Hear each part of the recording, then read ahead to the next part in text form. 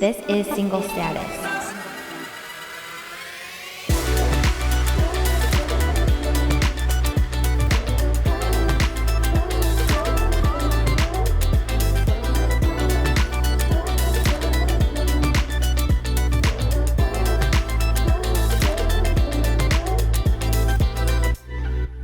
Hello, Single Status family. Welcome back to the show.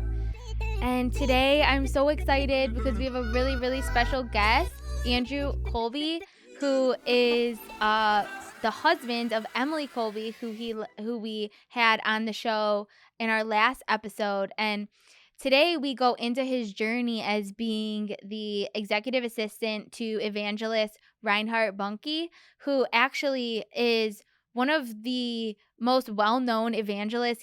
He's brought millions of people to Christ. And Andrew had spent 14 years serving him, and he actually got married later in life at the age of 37. And I love, hearing his story of serving and how he met his now wife.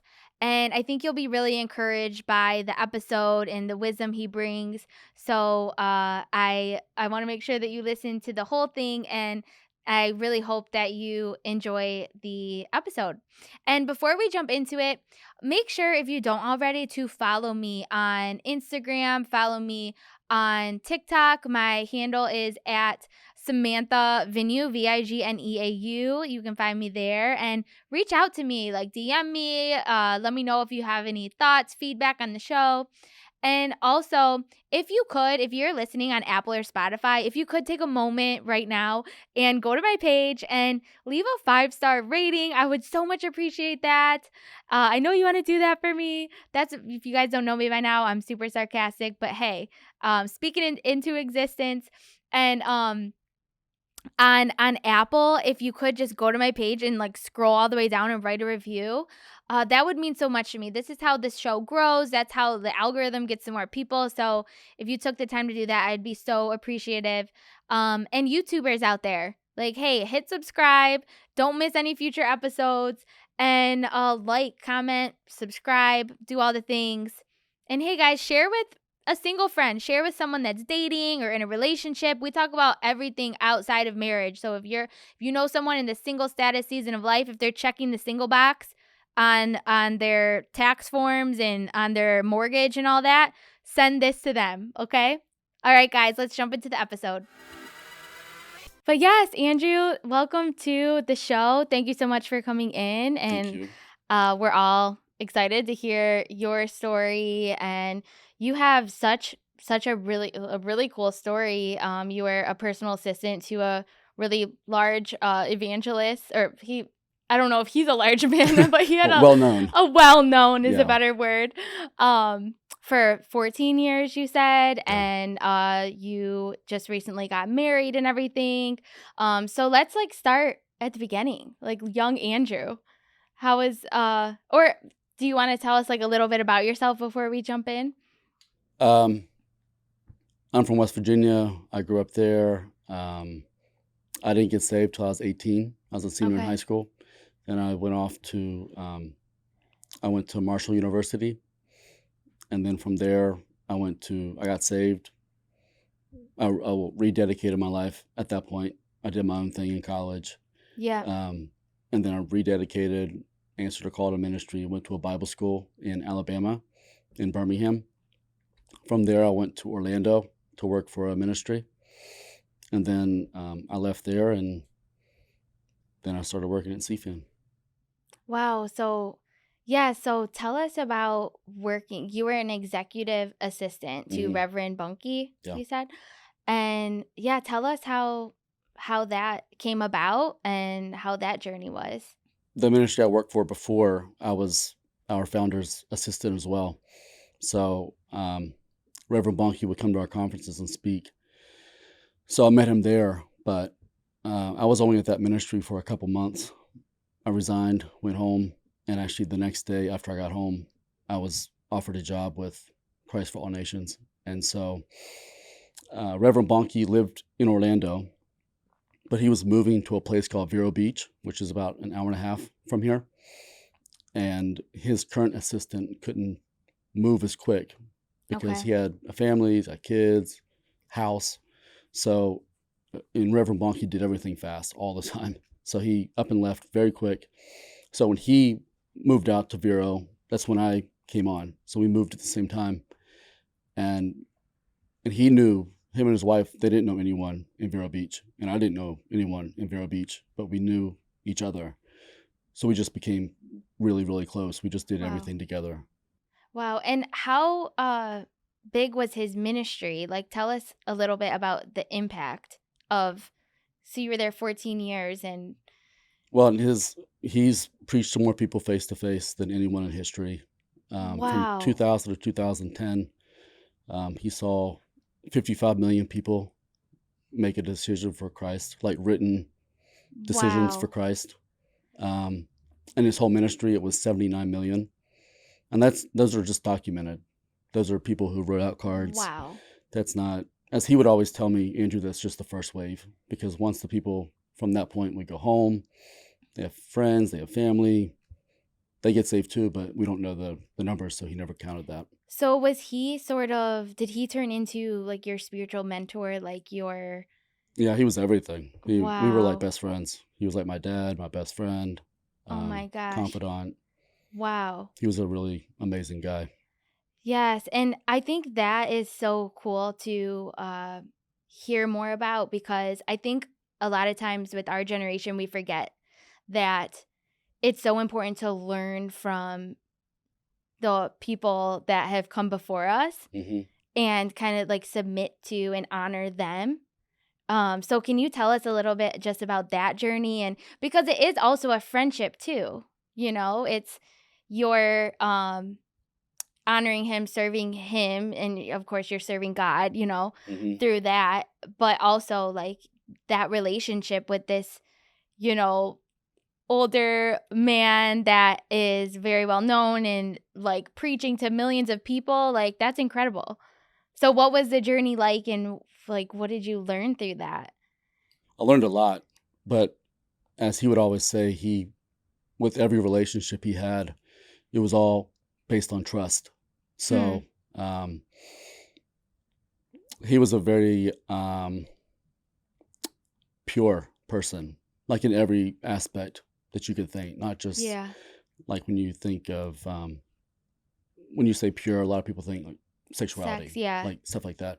No, like in his thought process, he always thought so positive about everyone, Wow. regardless. He just had, even if people had done something wrong, he would recognize that, but then be able to look past it, like as Yes. Christ would. And I love that you said that, because purity, I think we have turned it into, it's all like the church has kind of talked a lot about sexual purity and made it kind of shameful.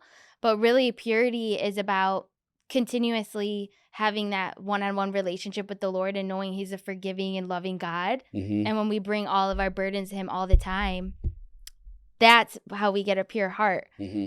And so that's And that, cool. like, that overflows into every aspect of your life, not just Yes. the sexuality side of it. Right. Right. So, but he was like that. So him and I we just clicked. Whenever I took the job, I felt like the Lord spoke to me and said, "Do everything that He'll allow you to do, so that He can focus on preaching, praying, and preparing." Wow. So, of course, from day one, He wasn't like, "Here's all this stuff, you can do it," because it's very personal. It's Yes. getting into his own life. With him and I, when people think of executive assistant, it's just at the office. And Mhm. this was just like his entire life.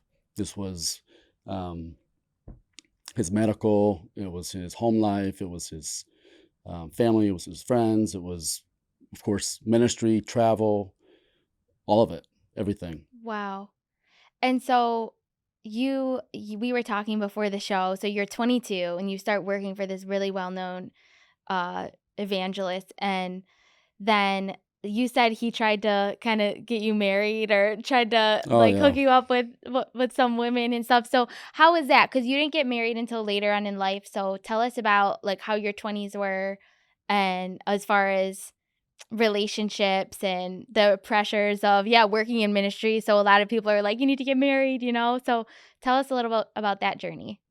Yeah, he always wanted me to be married, but the basis of it wasn't he just wanted to be a matchmaker. He always Right. told me, because I asked him one day, I was like, why on earth do you keep pushing me to get married? Like, I'm really busy with you. Like, you are my life. This is not a job, it's like a lifestyle. Yeah. And I came to the point where I realized, I mean, I did have relationships, but it was juggling the two was really difficult because in all my relationships, I would always let them know really from the beginning, my priorities, Reinhard. Like, Wow. and that, I mean, if they should have realized at that point, like, okay, well, maybe this isn't going to work because So it did really should be the other way around. did you feel at that point in your life that like serving God was, or we're always serving God no matter you're married or single, but at that point in your life did you feel called like I need to make this my number one, this ministry? Like I don't want to prioritize yet a marriage. Like how do you, I guess, what was it, how much more were you able to do as a single person being like fully dedicated? I mean, I was able to do a lot more, but it was also in that season of time, it called for a lot more as well. Like, God gave grace for that time. Now I'm married. I got married um, less than a year Yes. after he passed, and I realized very quickly I never could have been married with him. Wow. It just wouldn't have worked Wow. because and I tried. I was in relationships, but um, my focus was Reinhard and helping him and being there for him and him being able to rely on me. And so, yeah, of course, I always had the desires to be married Mhm. on top of the fact that he always wanted me to. Um, it just wouldn't have worked. And now I know that. But his whole purpose in wanting me married, because he kept saying, I want you married. I want you, you need to get married. Mm. And I'm like, why? I mean, I know, of course, like family, kids, all that stuff, but like, why do you keep pushing this? And he kept saying, it's a protection you'll never understand until you're married. Wow. And he's like, my wife has been my protector our whole life. Mm. She sees things from a different perspective than I ever would. Um, I can trust her. She has my back. I've got her back. It's something that you don't, even me telling you this now, you don't fully grasp until you're at that point, until you're married. But once you are, you'll realize you have someone, like, you've got someone always in your corner. You've got someone to protect you. You've got someone there for you. You have, like, females think differently than males. Mhm. And it's also a protection from other females at that Yeah. time as well. Yeah. And vice versa with your wife with other men. Yeah. So, yeah. And I realize it now. I mean, in a couple of weeks, it'll be 2 years that we've been married. And Wow. yeah, it's funny because I always have his voice in the back of my head. When things happen, I'm like, huh, Okay, he's you know what right. he was talking Yeah, about. he's right. Yeah, cuz it's, and God's timing so good too, because it's like I just want everyone to understand, because you were fully devoted to this ministry during this time for 14 years, like you played such a huge role in like millions of lives coming to God. Hmm.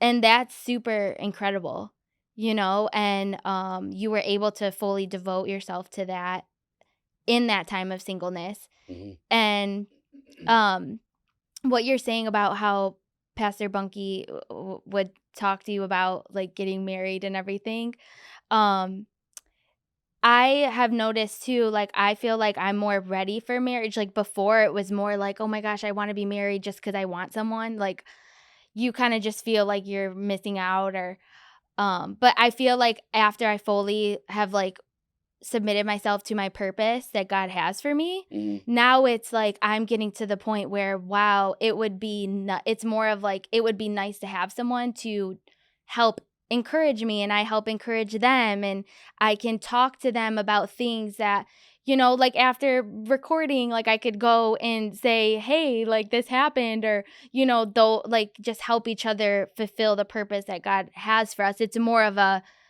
you're fulfilling a higher purpose together. It's Right. not just a, oh, I just need to be with someone kind of Right. thing, Yeah. Yeah. I mean, it's all, of course, God has seasons for all of us with everything in our Yeah. lives. Reinhard would always tell me the right thing at the wrong time is still wrong. Mm. So me being married during that season would have been really wrong. As much as I would have felt like it would have been fulfilling and it was something that I was desiring, it would have been a real struggle. Yeah. So Wow. So before the show, I was talking to our producers, and they were telling me that you were engaged before. So oh, was this in your 20s? Or, um, right, I was 29, right before I turned 30. Yeah. okay. And then you didn't go through with it. So what happened with that? Um, it was a long distance relationship. Okay. A friend of mine from Bible school set Mm-hmm. us up. She lived in Nashville, and I was, of course, down in West Palm Beach. And yeah, I flew up quite a bit. She came down some, but it was, you really need to be. Someone told me around that time you need to be with your significant other, like in the same city, for at least 6 months, because you need to see how they act on a daily basis. You need to Right. see how they act and react to adversity, to good things, to bad things. Because if you, I mean, it's like fantasy land. I mean, Mm-hmm. you're going up and you're going to nice restaurants and you're going to do fun things and you're there for 3 days. I mean, who on earth can't for 3 days put on their best face for someone else, especially someone you care about? Right. And I did the same thing, but yeah, we got engaged, and then 6 weeks before, I suggested highly that we would postpone it Mm. because some things had happened, and I just said, words are one thing, but when you want fruit, fruit takes time. Like if I need to see something change, or you need to see something change, that's going to take time. So, and we have that. Like we're Right. not We don't need in a a rush. rush. She didn't agree, and I said, okay, well, um, if you want to go through with it, that's totally fine, but you'll be there by yourself. Like I won't be there.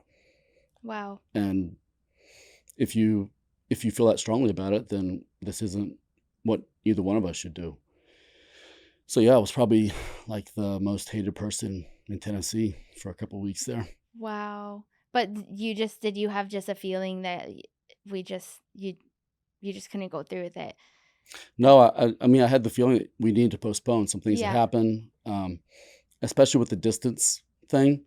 Right. That's Trust is hard. it's hard, but then trust is a huge part of it. And Yeah. if something happens, even small, it may not be a big thing if you're in the same area, because then you can see how they act and react. But long distance, then your mind goes crazy. And Right. so, yeah, I felt like the Lord said, words are one thing, fruit's another. Um, in order for people to see fruit, even actual fruit, it takes time to develop. Right. So just postpone, just wait, see what happens. And that's what happened. It was the day that they were sending out invitations. Wow. And I mean, it was pretty disappointing for me. I was really yeah. upset, but I knew, because I wanted to be married as well, and Reinhard wanted to be married.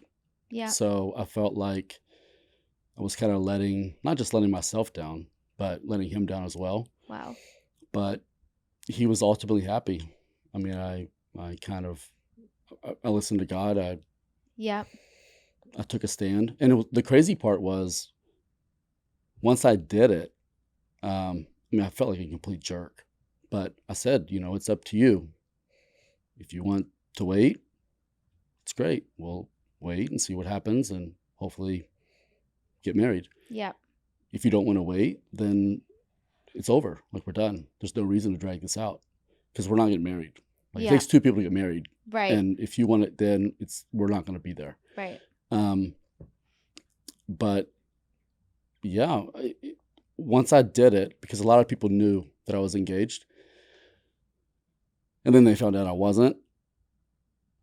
I told them the story, and so many people were like, I didn't have the guts. I knew I wasn't supposed to marry my husband or my wife, and I didn't have the guts to call it off. Wow. Because I felt so much pressure. I felt like we spent so much money. Like, we did too. We had everything rented. We had to pay for stuff.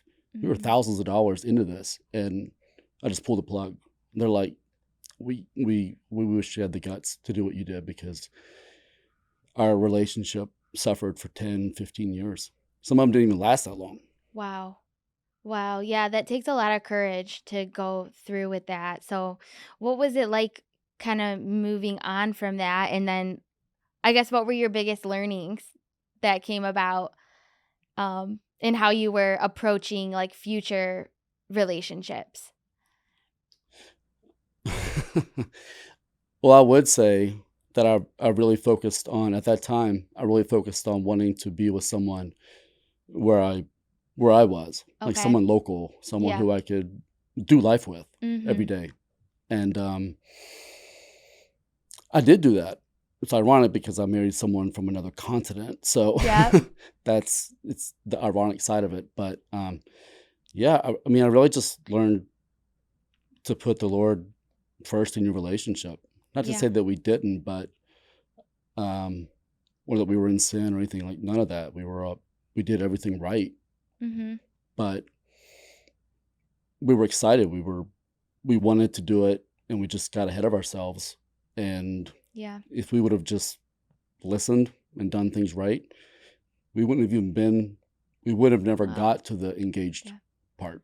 Yeah. So I guess okay, so let's transition into, 2019, cuz I on your bio it seemed like a big transitional year for you, and then we can get into meeting Emily and everything. So 2019 seemed to be a big year. So uh you had two passings, and so did you work for Reinhardt up until his passing in Yeah, 2019? yeah. Wow. So what was that year for you? Well, he had a lot of health struggles, so I Yeah. was with him through all that. Every time he went to the Wow. hospital, when he stayed the night, when he had issues, I was there. And that had been going on for a few years. And that was fine. I was able to juggle that. Yeah. What made it really difficult was in July of that year, my dad was diagnosed with colon cancer. Mm. And so then I was juggling my dad doing treatments on top of Reinhard doing Wow. treatments. And that was up in West Virginia.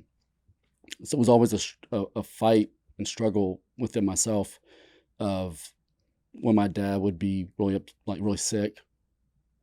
I should have been up there. Like, I should be there. I shouldn't be here. Oh. But then if I was up there and then something happened with him, like, I should be there. Like, I Wow. never felt like I was in the right spot. Mhm. Although both were very grateful I was where I was. And both of them were so generous because neither one of them pulled for my attention. Right. Both of them were like, you should be with, like, my Yeah. dad would be like, you need to be with Reinhard. Yeah. And Reinhard would be like, you should go see your dad. So they were both awesome in that sense. But yeah, my dad, he died on December 1st, Mm. Sunday, December 1st. And then on Saturday, December 7th was my dad's funeral. And a couple hours before that, Reinhard died. Wow. Oh So my gosh. that And was a big transition. yes, wow. And I think the fact that, you were able to be with both of them so much during that time, like God knew to hold the relationship with Emily until 2021 when you met her, so you could fully be with them in their last days and like fully embrace the last moments that you had with them. Hmm. That's really beautiful that you got to spend that much time with them. Yeah.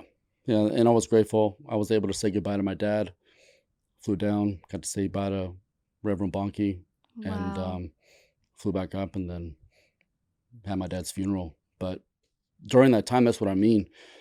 The right thing at the wrong time is Yes. still wrong. Being married would have, I don't want to say hindered that. It just would have been like another thing to juggle and help. Right.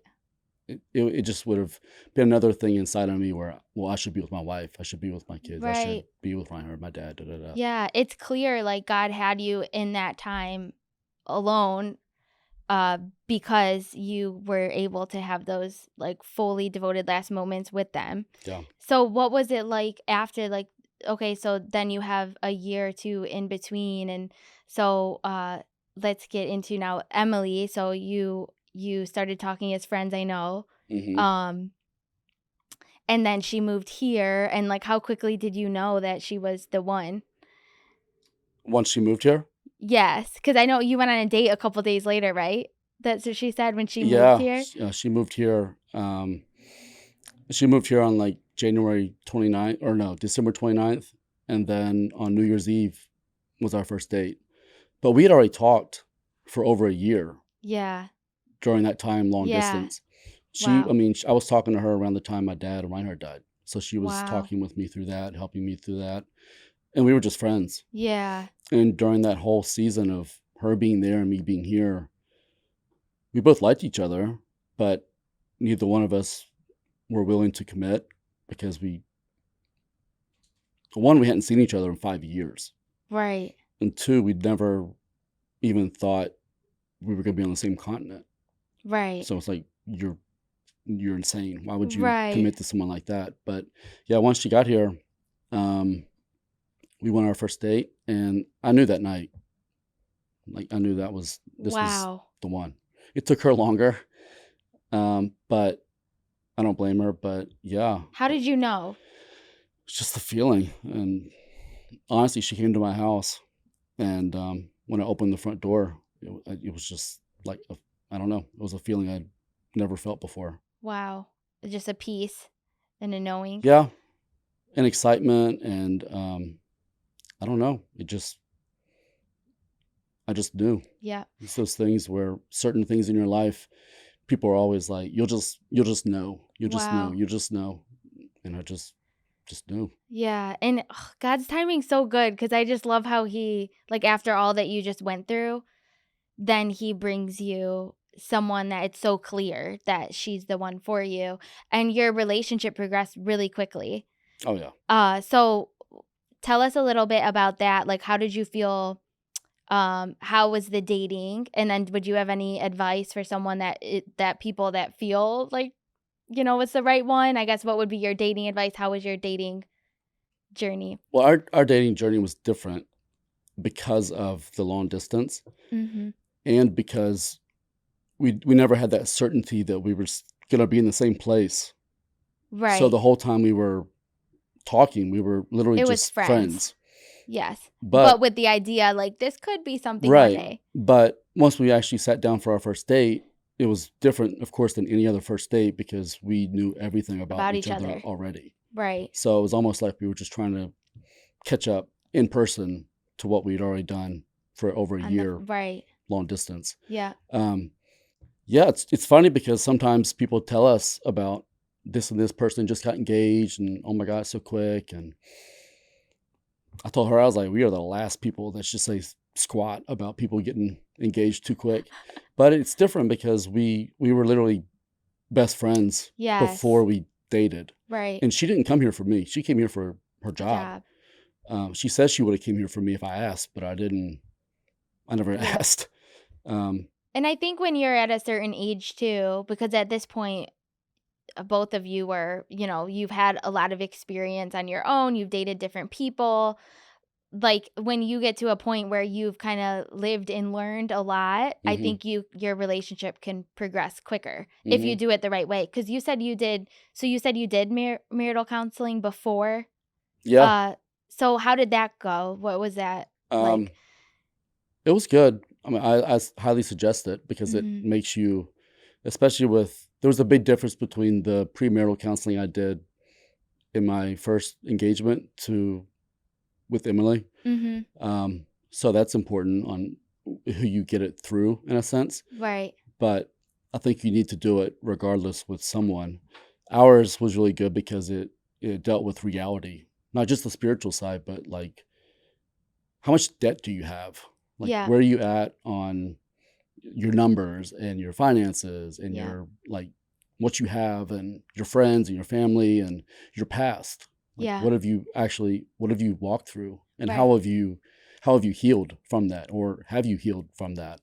So and it made us really do a lot of self-evaluation as well.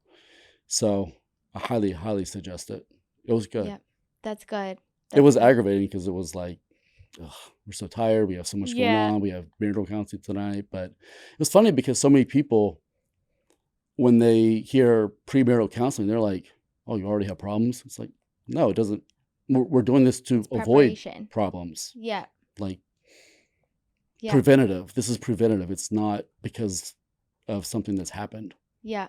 Right. Like if something major had happened that we needed counseling, then we wouldn't have gotten married. Right. But this was to enhance. Yeah. We build a better foundation for the rest of our life. Oh, I love that. That's really good. And a couple more questions before we close out. So, now that you are married and going back to what you said at the beginning when Reverend Bunky would say, you know what you'll know when you're married why I'm telling you to get married. So what are some of those things that come up now in marriage where you're like, okay, yeah, I get what he's saying. Just different, a totally different perspective. I'll be in a situation or I'll be in a room and I'll think that people's intentions are one thing, and then she realizes that they're not. There's something different. And I've learned at first I'd be annoyed, be like, oh, you're so like settle down. Like you're sensitive, like overprotective. It's okay. It's all gonna be good. And then sure enough, a couple of weeks later, something happens with that person. And you're like, Wow. oh, So she's picking up on different things that you would. right. Yeah. So, I mean, that for sure. Also, just really to have a best friend Yeah. and someone who you share everything with, and someone who you can be vulnerable with. I mean, even our best friends that we grow up with, or like same sex best friends, you still have almost, at least men, like have a pride about yourself where you're not going to say like your biggest vulnerabilities and your weaknesses and where you struggle. And I mean, I had a big issue with that as well in marriage, but it's like the more vulnerable you get, the closer you become. So, and for me, it was marriage, as you talked to Emily. She was married before, so she had already kind of been in the marriage realm. Right. I was 37. I had done life a long time by myself, so marriage was like a whole nother world. Right. And well, it was amazing. It's been amazing. It's also like, wow, this is not dating. Like It's a big change. Like we Yeah. have a disagreement, and you're still here. You're still in the house. Yeah. Like we can't just like go to our own house and not see each other for a day and all that stuff. Yeah. Like you're still here. Yeah. And it's been good, but it's very different than dating for sure. Yeah. So what would be your best piece of advice for someone that is single and like how do we prepare best for one day when we do meet our person and get into a marriage? What would be your biggest piece of advice? Really just work on yourself. I think so many times, even with myself, I was so focused on looking for my partner that if I would have taken 10% of that energy and focused on myself in the sense of preparing for that person, it would have been so much better, because then I could have focused on, from a spiritual aspect, healing, like healing from past relationships as well, because you don't want to carry baggage from a failed relationship into Right. one that God's ordained, because you're so human. Like Right. if you bring in garbage, it's going to stink. Like you're going to have to deal with it. So marriage is good because it helps you through that. But if you can avoid doing that, it's much better, I'm sure. Yeah. Yeah, I love that. Wow, good advice. Thank you so much. And is there any like last things that you would like to say, or something we didn't talk about that you would like to mention? Or Every season in your life, there's a huge benefit and blessing to it, and God can bless you beyond your wildest dreams within every season. And marriage can be very complex at times if you want it to. Like, you go through situations, but it's your by far biggest blessing. Like, it's incredible. It's not even something you can even really capture in words until you experience it, because you have a best friend, you have a partner, and it goes from what God called you to do and what God called her to do to what God's called both of you to do together. And so it's just another season in life, and you're able to grow in Him as you grow together as well. And I think what I'm taking away from your story and Emily's story too is it's worth waiting for the right person that God has for you. Yeah, it would have been a disaster for me to marry any of my ex-girlfriends. Wow. Not to say they were bad people by any means, because it's just not. It wasn't God. Right. If it doesn't feel right, it's not the one. No, God's the God of peace, not chaos. Yes. So if there's, and as I was talking to someone earlier today, I think people have the misconception that arguing in a relationship is a bad thing. And I guess it can be, but it's more or less, arguing is not a bad thing because it shows that you care about that relationship. Where it can be bad is how you resolve those issues. Yeah. And in our marriage counseling, one of the biggest things we took from it was there's not a winner and loser when you argue with your spouse, because how can you win if your best friend loses?